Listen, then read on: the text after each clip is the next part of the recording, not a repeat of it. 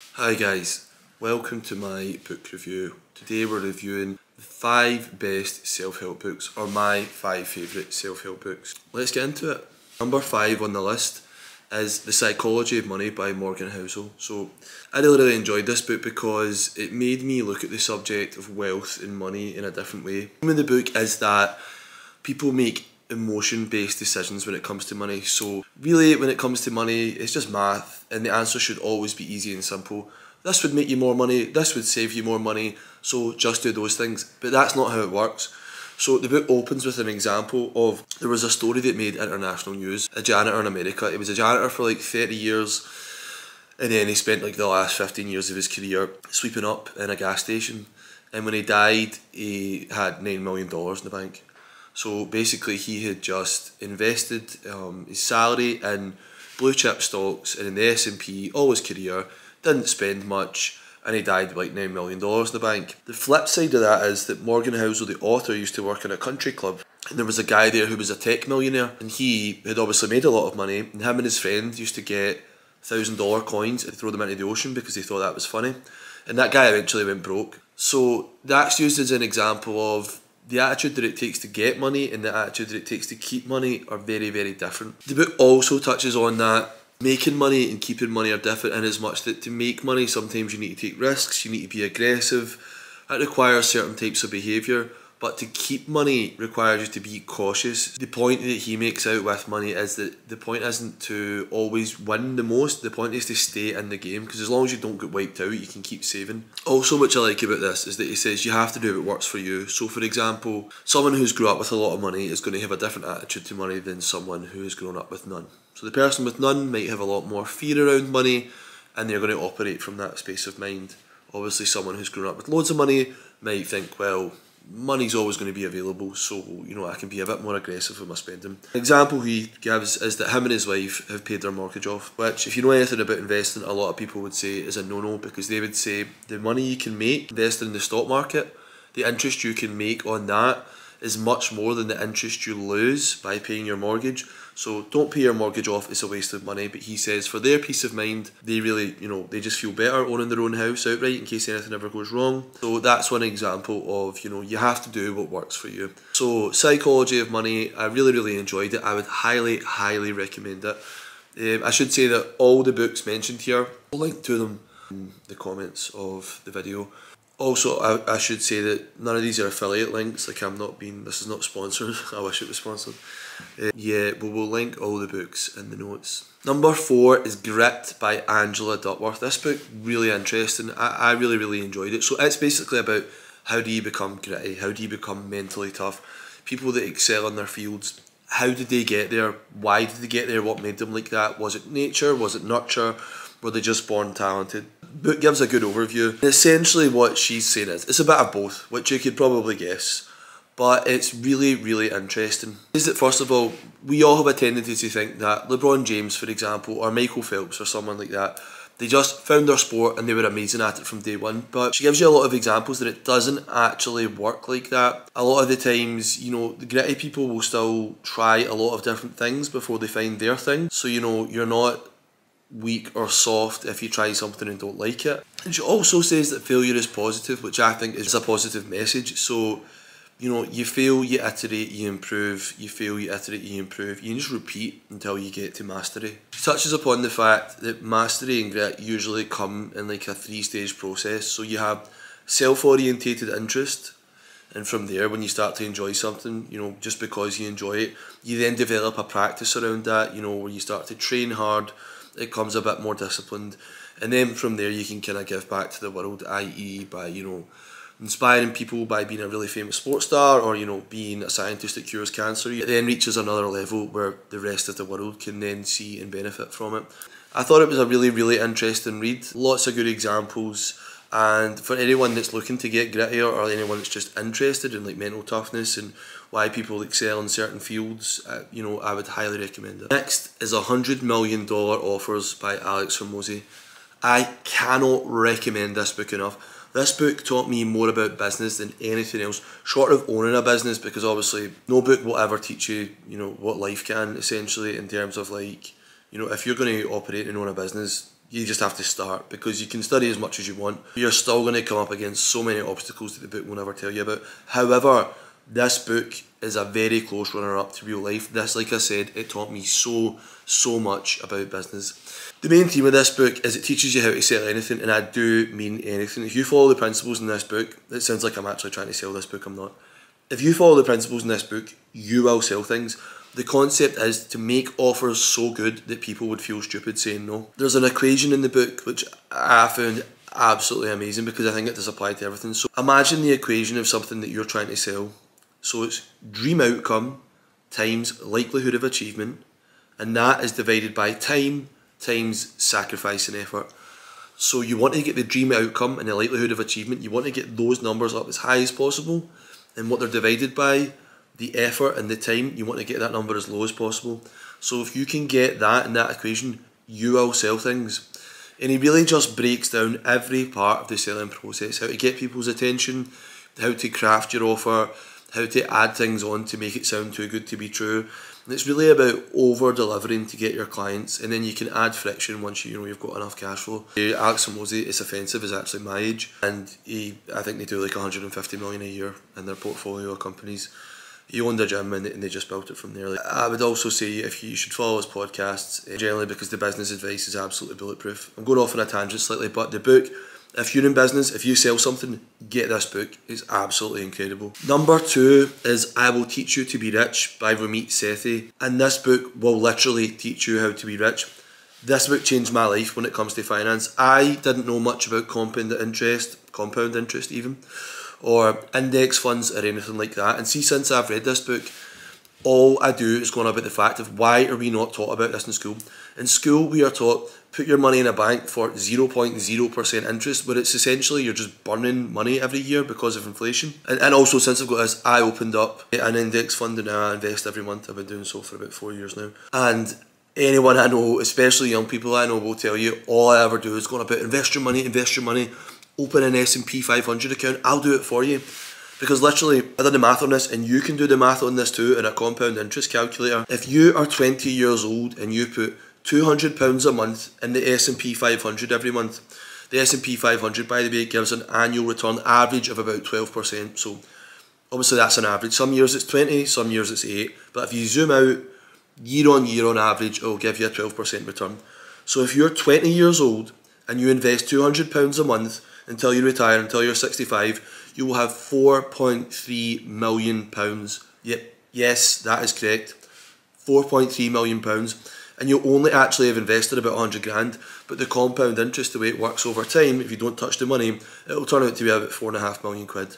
Young people, please do this. The way compound interest works is it takes time. So if you start investing when you're 30, you would have to invest significantly more to still reach that number by the time you retire.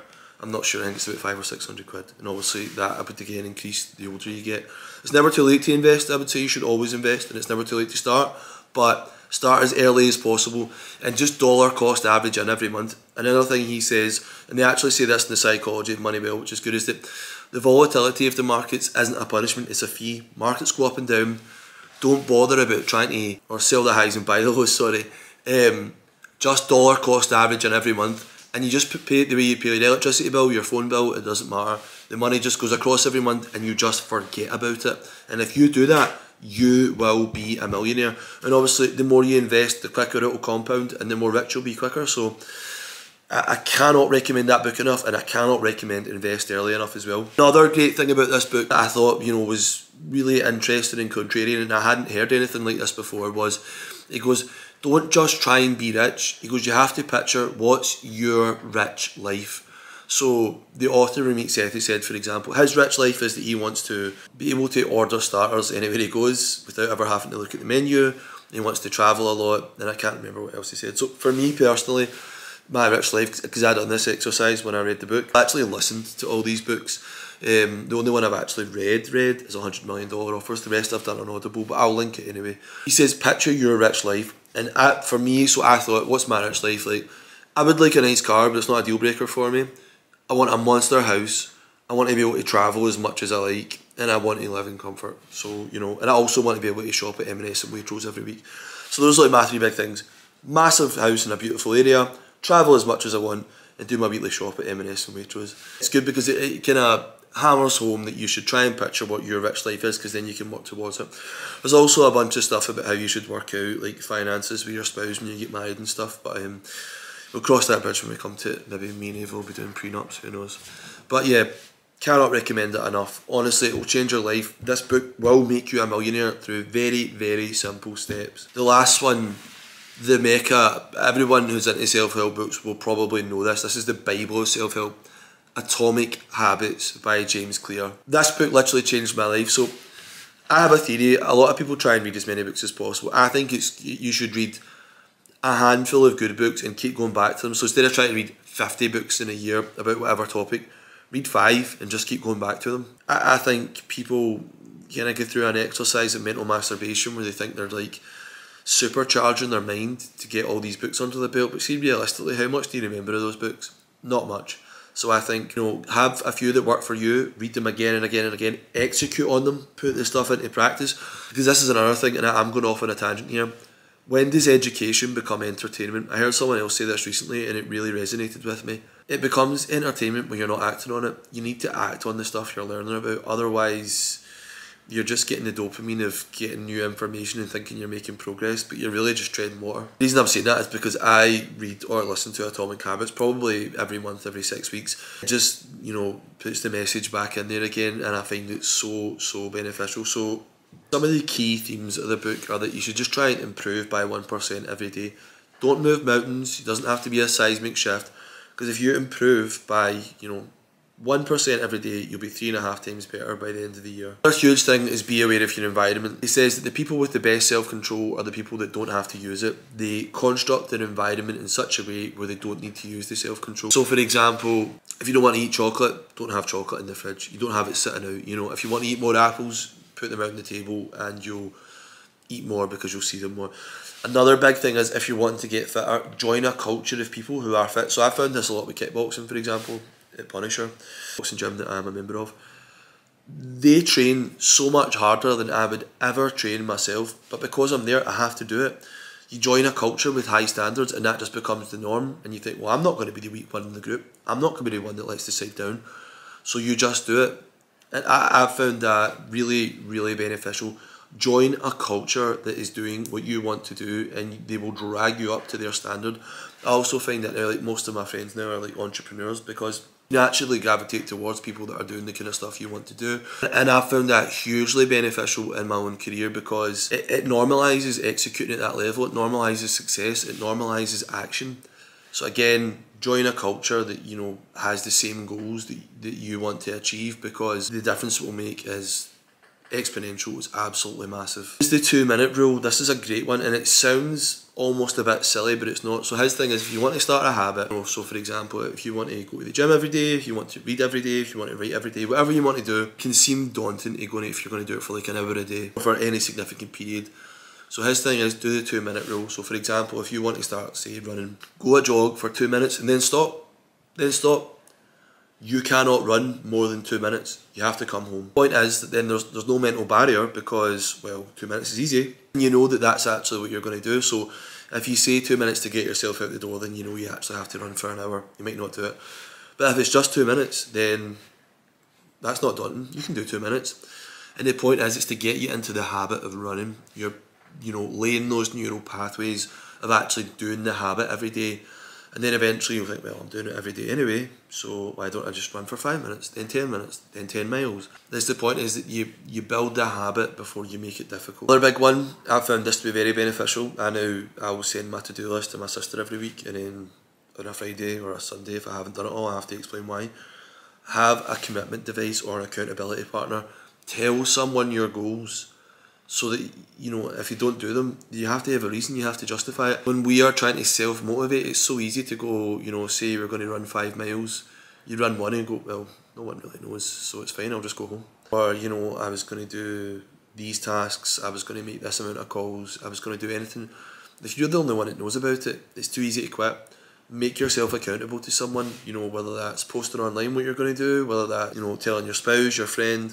Tell someone what you plan to do, because then you're going to be so much more likely to do it because you're accountable to someone. Another big one is stacking habits. So for example, something that you need to do, pair it with something you want to do. So for example, I have to send 50 work emails. Boring, but if I do that, I can watch my favourite Netflix show. The idea being that eventually you'll look forward to sending the emails because you get to watch your favourite show.